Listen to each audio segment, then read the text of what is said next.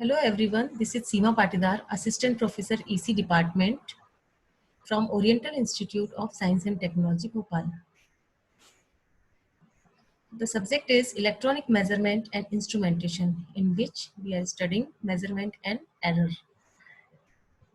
In previous lecture, we have seen the various definitions of measurement of an instrument. Now linearity. The next definition is linearity. The linearity is defined as the ability to reproduce the input characteristics symmetrically and linearly. The graph of output against input is called the calibration curve.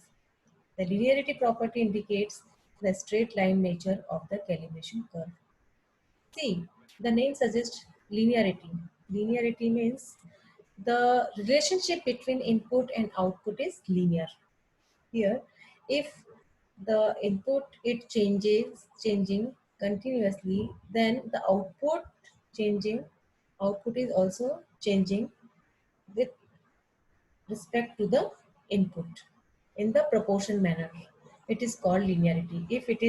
If output is changing proportionate with the input, then the instrument is linear. So it will be symmetrical and linear also. The linearity is defined as the maximum deviation of the actual calibration curve from the idealized straight line, expressed as a percentage of full scale reading or percentage of the actual reading. So we can say in mathematically, percent linearity is equals to maximum deviation of output from idealized straight line or full scale deflection multiplied by 100.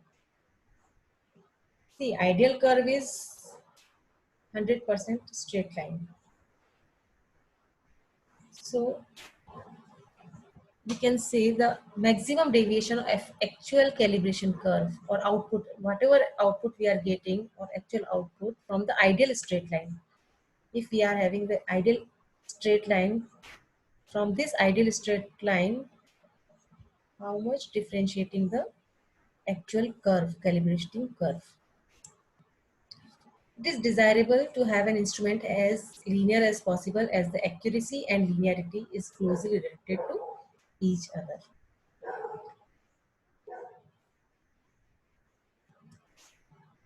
Now hysteresis.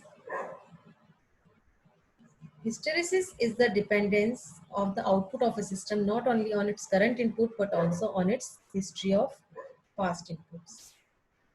The dependence arises because the history affects the value of an internal stage.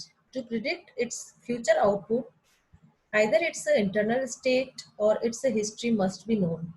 If a given input alternately increases and decreases, a typical mark of hysteresis is that the output forms a loop as in the figure.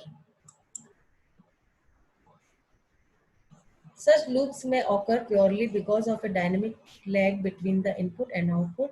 This effect disappears as the input changes more slowly.